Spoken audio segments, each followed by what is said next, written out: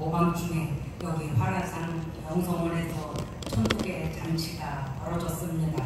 새벽부터 고단하게 일한 사람들, 종일토록 가사일에 쫓기던 사람들, 아버지 이리저리 종일토록 동분서주하던 사람들이 편히 쉬어야 될 시간에 이렇게 이 영성원으로 달려왔습니다. 누가 이것을 이끌 수가 있겠습니까? 누가 이 발걸음을 주여 억지로 끌 수 있겠습니까? 주의 얼굴 배우러 아버지여 주님과 가까이 있고 싶어서 기꺼이 이렇게 이 놀라운 시간 속에 이 놀라운 장소에 오게 되었습니다. 아버지 주님께서 이끄신 발걸음이요 주님께서 복을 주시가 특별히 주여 불러주신 것입니다. 이 시간 하나님의 놀라운 축복이 함께하여 주실 줄을 믿습니다. 아버지 사랑합니다.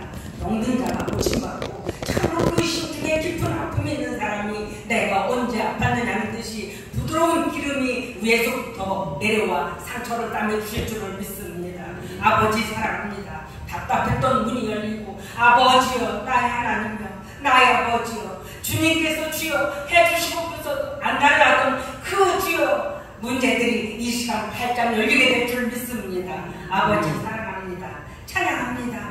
이 시간 저희와 함께 하심을 믿사오며 주님의 얼굴을 배울 때 우리 영은 평안하다는 이 놀라운 고백이 우리 심령 안에서 현실이 될 줄 믿습니다. 예수님의 이름으로 기도드립니다.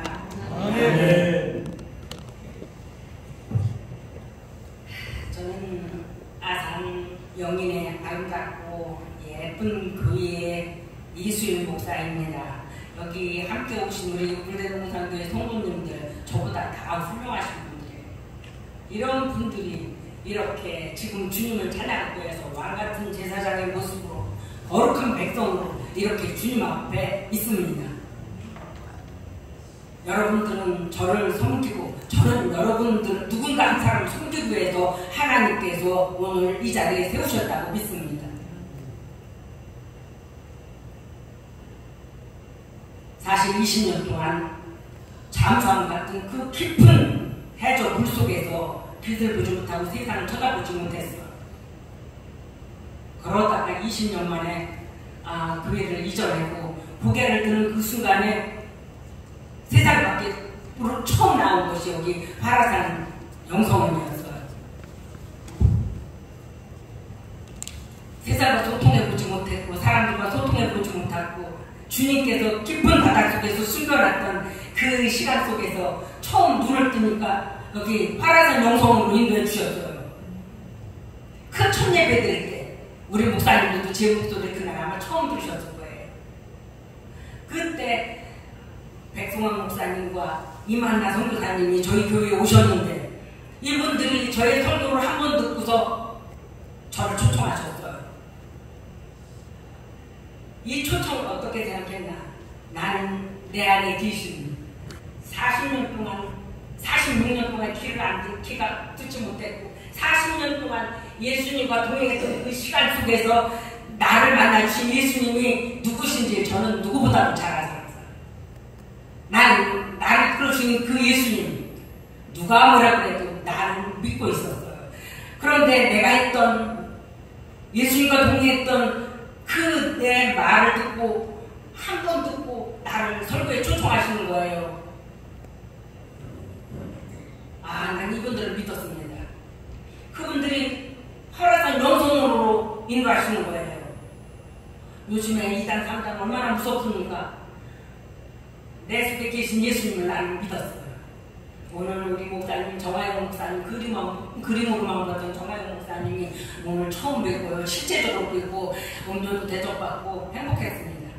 이분이 내가 본문을 항상 어리버리해요. 본문을 잘못 전해드려서 오늘 한 가지만 준비했어요. 아무것도 준비 안 했습니다. 그들이 그때 우리가 어떻게 하여야 하나님의 일을 하리까? 요 한 말씀이었어요. 우리가 어떻게 해야 하나님의 일을 하는 것입니까? 여기에 대한 지제들이 질문했어요. 거기에 대한 대답을 예수님이 하셨어요. 그게 오늘 한마디만 여러분에게 전하고 싶었던 내 소망이에요.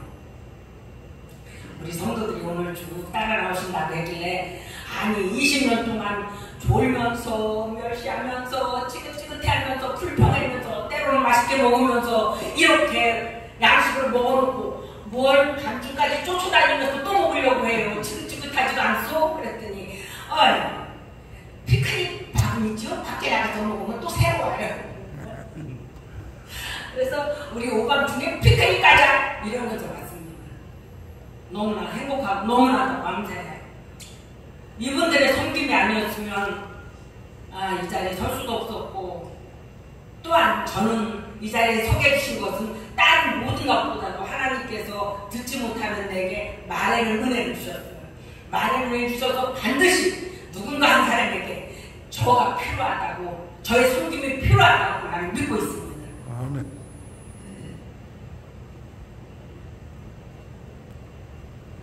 오늘 여기 다발을 먹으면서 교회 추석도 안 하시던 분이 얘기하시더라고요. 어젯밤에 꿈을 꾸었어요. 머리에 이렇게 수건을 쓴 사모님이 모습이 보였고 이 다발 모양도 똑같이 보였어요. 그랬는데 이 얘기를 들었을 적에 몇 시에 갑니까? 물었더니 8시 반에 간다는 그 소리가 귀에 쏙 들어오더라고요. 하루 종일 일을 해요. 다 던지고 이렇게 일을 했기 때문에 주일 예배도 못 오시던 분이 지금 이 자리에 계십니다. 누군가 이 말씀을 듣는 그 사람이 반드시 하나님의 영광을 보게 되라고 확신합니다. 아멘. 제자들이 말했어요. 우리는 하나님을 한다면서 얼마나 분주합니까? 동분서주 여기저기 쫓아다니고 열매를 다 했고, 내가 저 교회 청소를 하면, 내가 저 밥을 하지 않으면, 내가 이렇게 하지 않으면, 이렇게 하지만 자기가 만족이 없고 자기가 채워지지 않아서 우리는 교회 진짜 많이 합니다. 너무나도 바쁘게 일을 합니다. 예수님께서 제자들이 예수님한테 물었어요. 무엇이 주님의 일입니까? 물었어요. 그랬더니 뭐라고 말했냐면, 하나님께서 보내준 사람을 믿는 것이 하나님의 일이다. 아멘. 예수. 그거를 믿는 거예요. 그거를 믿는 것이 하나님의 일이라고 하셨어요. 그 믿음 안에서 부수적으로 발생되는 것이 하나님의 향한 봉사 활동과 표현이에요. 우선 내 속에 그분을 향한 깊은 믿음, 의심 없는 믿음, 흔들리지 않는 믿음이 있을 때 그 사람 그것으로 완전해요.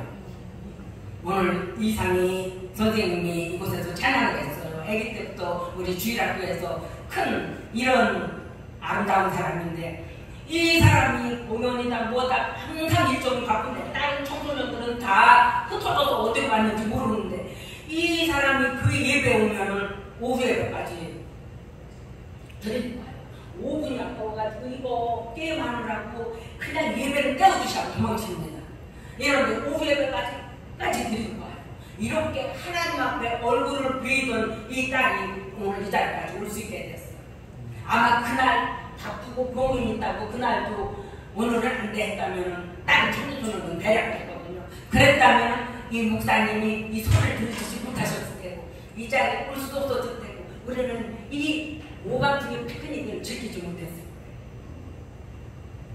오늘 이 시간 모든 것들이 너무도 놀랍습니다.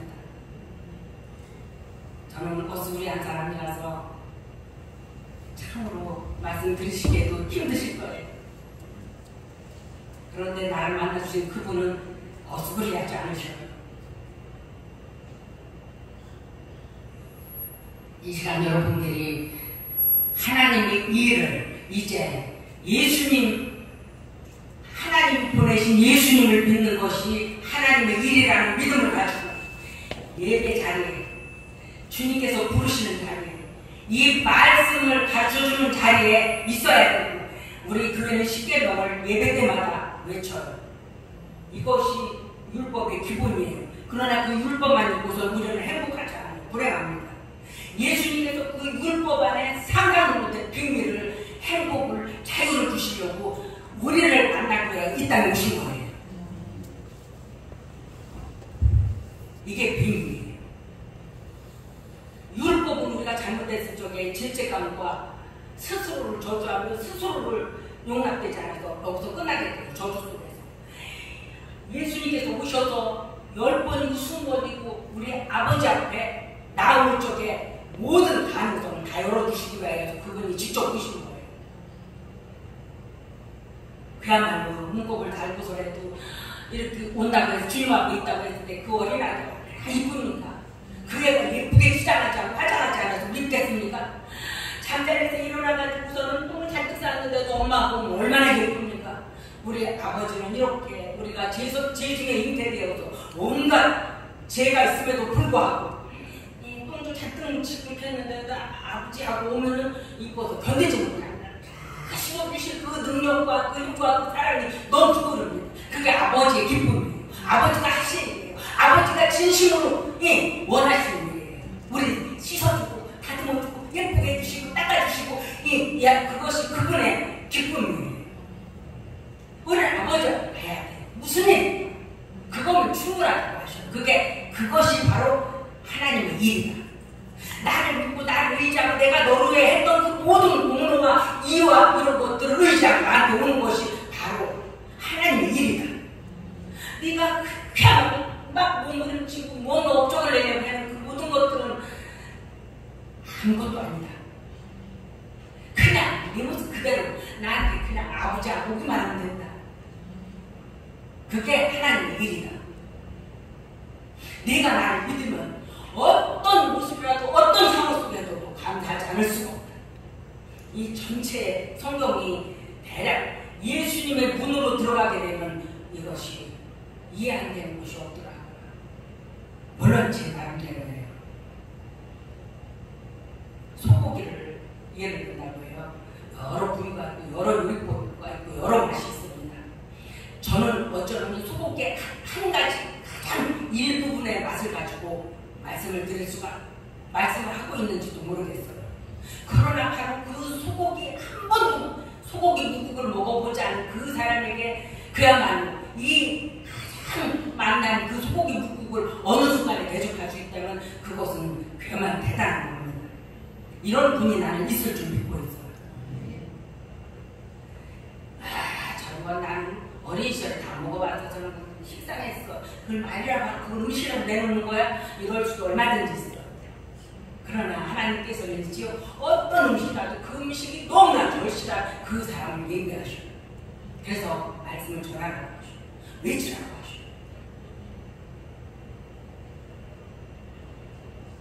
오늘도 우리 권사님 말 들으니까 가까이 지내는 사람이 내일 모레 저거 교회 식사하라고 식사 준비하라고 뭣도 보내고 이렇게 지원했어. 그분에게 예수님을 전했어?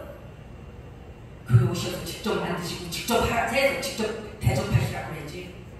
우리가 전하지 않고서는 알 수가 없어요. 그들은 그것으로 자기 양심을 편안함을 놓고 선한 일을 한다고 했고 자기 인생에 나름대로 이 보람을 느껴요. 근데 그것으로 끝내게 해서는 안 돼요. 이끌어야 돼요. 예수님하고 이끌어서 하나님이 보내신 예수님을 믿는 것이 나의 구원이요 나의 인생의 가치요 그야말로 사람을 이렇게 하면 최고가 아닌 영광이라는 그 사실을 직접적으로 전하지 않고서는 안 되는 거예요. 우리들의 아름다운 발걸음이 아름다운 인생이 이렇게 예수님을 전해야 돼요.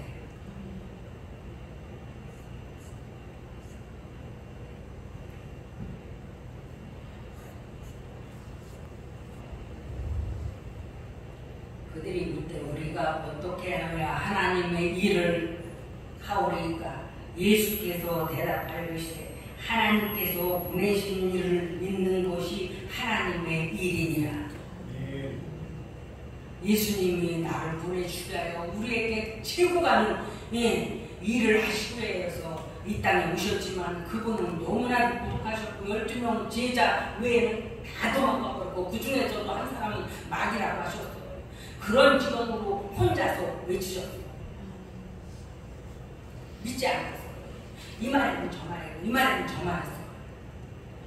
아, 저 사람이 무슨 하나님의 아들이래. 나 저 아버지 목소리 것도 다 알아. 온갖 멀씨와 온갖 것들이 다 따랐어. 어떻게 자기 피를 마시고 자기 몸을 먹으래? 아니 그 무슨 말이야. 온갖 모함으로 시달렸어요. 알아듣지를 못했어요 사람들이. 예수님은 한 가지 끝까지 말씀하셨어요. 하나님 보내신 나를 믿는 사람이 하나님의 일을 하는 사람이다. 우리는 하나님을 한다면서 헛된 일들을 참 많이 하고 헛된 수고를 참 많이 해요.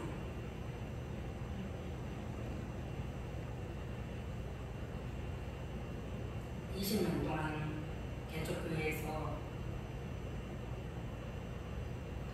똑같은 재료를 넣고 똑같은 야채를 넣고 아버지 세양식 먹습니다. 이것을 끓여 먹고 볶아 먹고 데쳐서 먹고 익혀 먹고 생으로 먹어보고 20년 동안 대부를 했어요.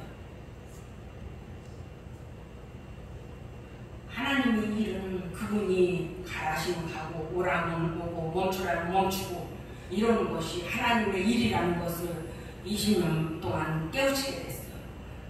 다윗이 왕의 기름 부음을 받고 그렇게 오랜 세월 아무것도 보이지 않는 사막을 헤매면서 죽음의 위협까지 겪으면서 왕으로 기름 부음을 받을 내 생명 여기서 끝나는구나. 얼마나 많은 의심과 절망과 어둠이 겹쳤겠어요. 그러나 한 번도 다윗은 하나님을 떠난 적이 없었고 하나님도 다윗을 떠나보신 적이 없어요. 예수님을 믿는 그 사람은 이미 저주가 끝났다는 것을 알고 있어요. 왜냐하면 우리는 죄중에 잉태되어서 그 시간이 필요해요. 그 많은 시간들이 필요합니다. 어떤 날은 우리 교회에서 그 컨테이너 겨울에는 춥고 여름에는 더워서 찐국 같은 그곳에 와서 예배를 한번 드리더니 뭐라고 말하냐면 하나님께서 이렇게 숲속 같은 곳에 덮어서 이렇게 보호하고 계시는 교회예요. 이렇게 말을 해요. 어둠 속에서 참으로 힘을 얻었어요. 아, 인내의 끝이 오겠구나. 이 인내도 끝이겠구나. 이런 소망을 갖게 됐어요. 이렇게 많은 시간이 흐르면서 참으로 뜻하지 않게 세상에서 처음으로 그 얘기를 이렇게 들었어요. 아무 준비도 되지 않고 세상이 어떻게 되었지? 사람들은 어떻게 살고 있지? 아무것도 보지 못했고 오늘 이곳을 오는 중에도 이곳이 어디로 가는 곳인지 한밤중에 오기 때문에 주변도 제대로 보이지 않았어요. 다 왔네? 이런 식으로 이곳에 도착했습니다. 이렇게 세상 구경을 처음 할 수 있도록 해주셨어요.